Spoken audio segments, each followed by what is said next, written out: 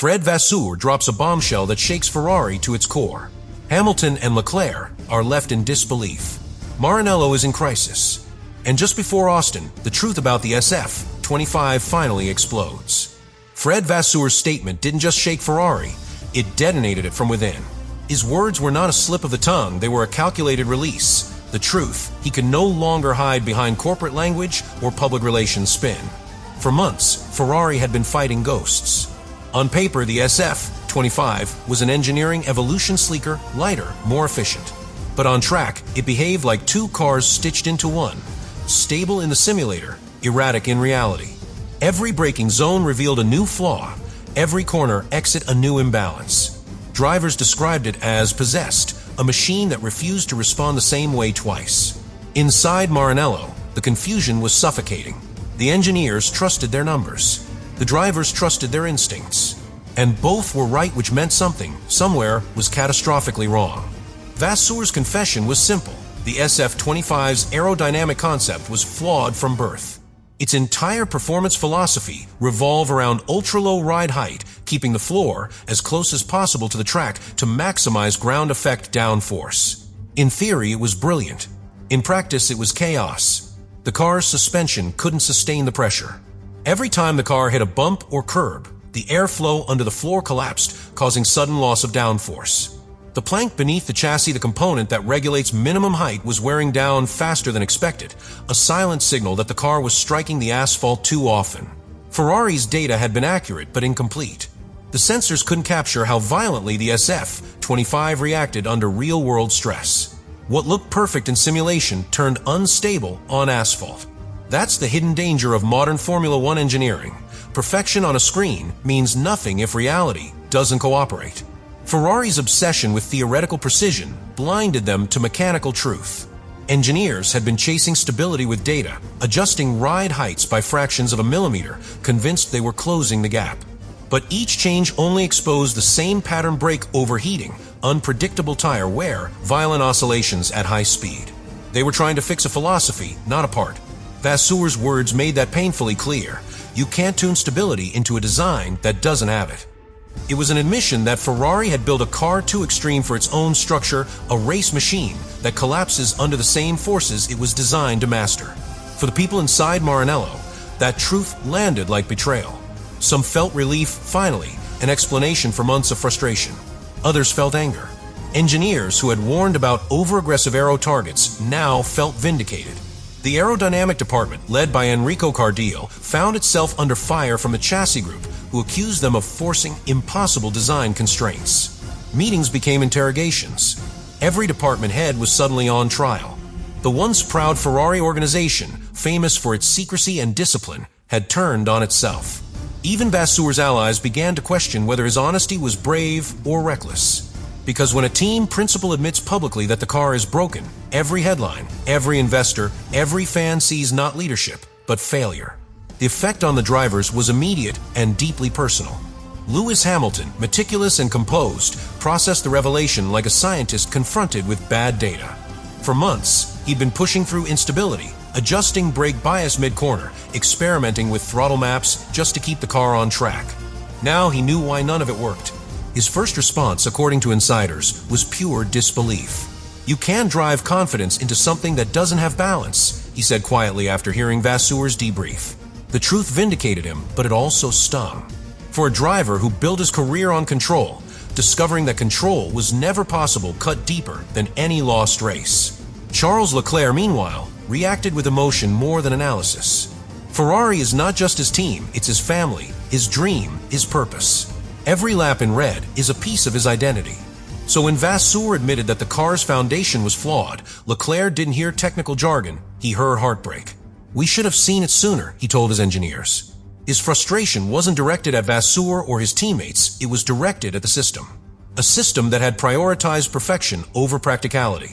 The SF-25 had become the embodiment of everything Ferrari promised to fix and yet repeated again: ambition without balance. After Fred Vasseur's confession, the lights inside Ferrari's Maranello headquarters stayed on deep into the night. What had once been quiet corridors of precision and pride were now filled with urgency. Engineers from every department gathered in tense rooms, faces lit by screens full of simulation data, searching for the flaw that had become the team's public shame. They were not trying to hide it anymore, they were trying to understand it. And the deeper they dug, the worse it became. What they found was not a single mistake, but a chain of them. A series of small, perfectly logical engineering decisions that, when combined, created a monster no one could control. At the core of the disaster lies Ferrari's obsession with efficiency. The SF-25 was designed around a low-drag, high-downforce aerodynamic concept that demanded absolute precision in ride height and balance. Theoretically, it was a masterpiece of car that could slice through the air with minimal resistance while still generating enormous grip. But in practice, this philosophy turned into a nightmare. The chassis lacked the mechanical resilience to hold its aerodynamic position over bumps or heavy braking. Each time the car compressed into the tarmac, airflow collapsed beneath it, destabilizing the underfloor pressure.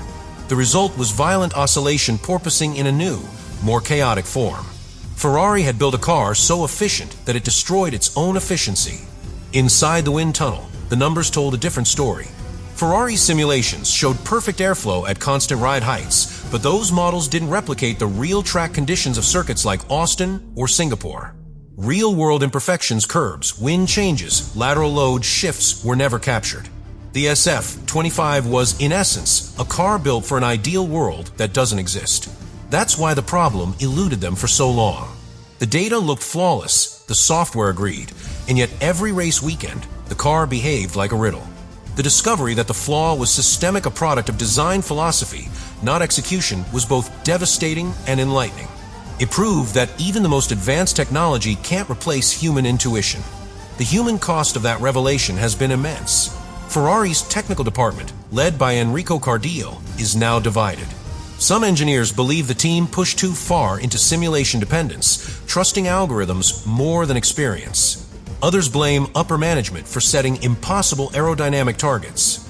Within days of Vasseur's statement, an internal investigation began, its focus not just on what failed, but why no one stopped it. There are whispers of staff transfers, potential resignations, even political maneuvers as factions within Ferrari seek to protect their reputations. It's not just an engineering crisis anymore, it's a crisis of confidence. And in a company where image is everything, confidence is currency. Amid this turmoil, the engineering fightback has begun. Ferrari specialists in Modena and Maranello are experimenting with emergency modifications to stabilize the car for the United States Grand Prix.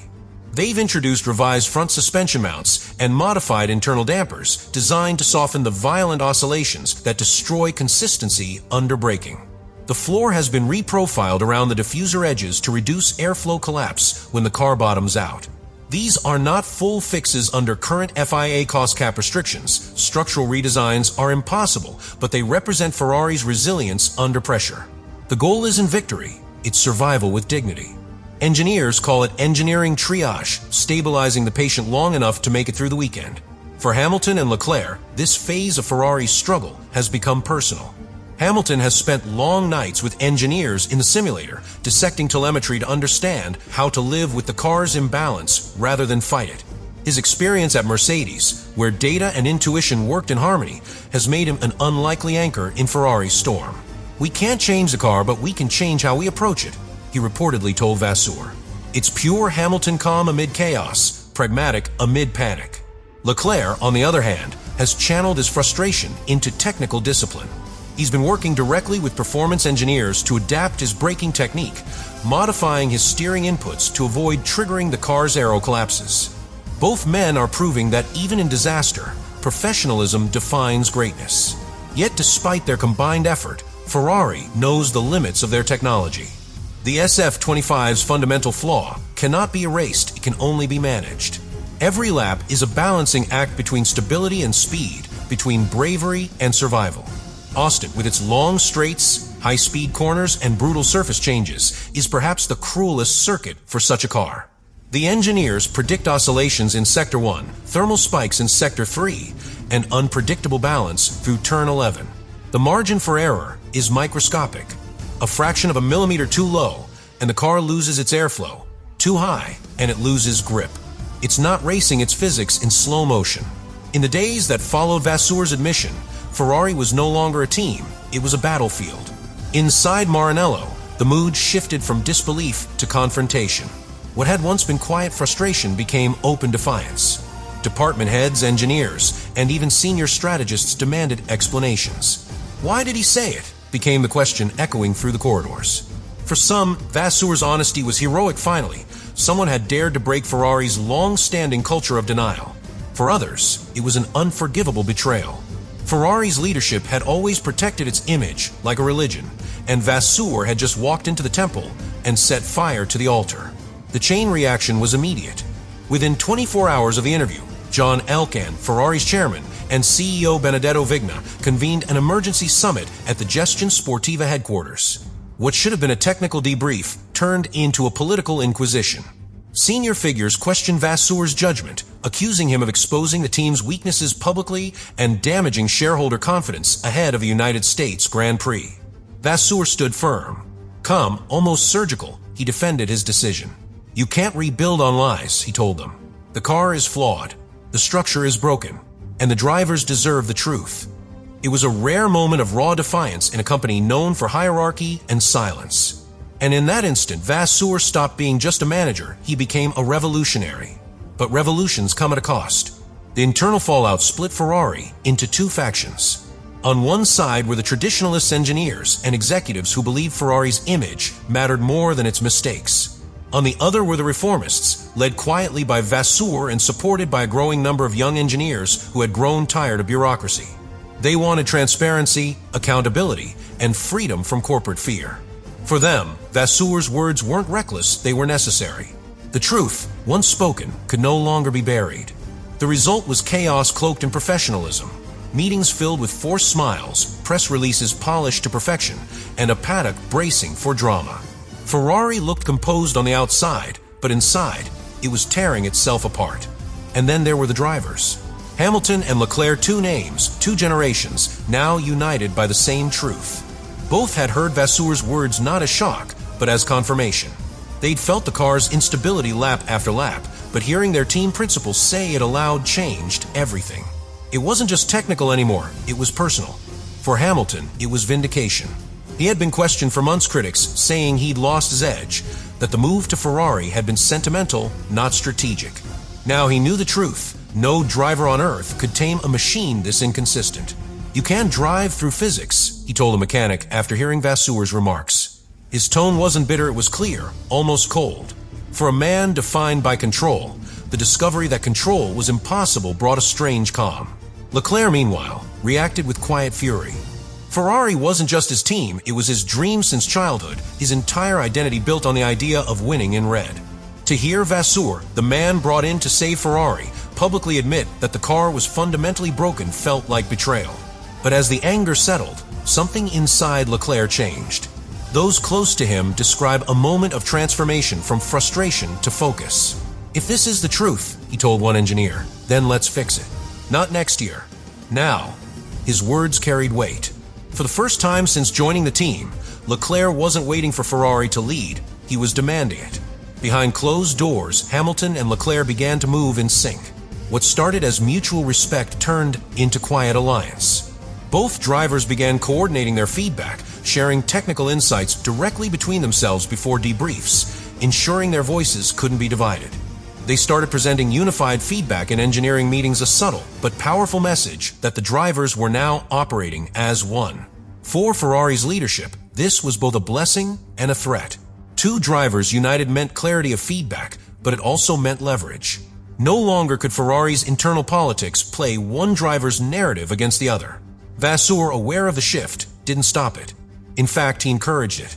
"You too," he told them, "are the ones who can rebuild trust." But not everyone saw unity as salvation.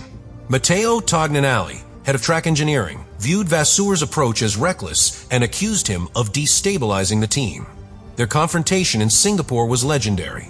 Witnesses described shouting, raised hands, and an argument so heated that security had to step in. Tognanelli reportedly shouted, "You don't break Ferrari to fix it," to which Vasseur replied, "It was already broken." Those words spread like wildfire through the factory. Some saw them as the start of Ferrari's rebirth, others as the moment it officially imploded. Either way, there was no going back. The line between loyalty and truth had been drawn.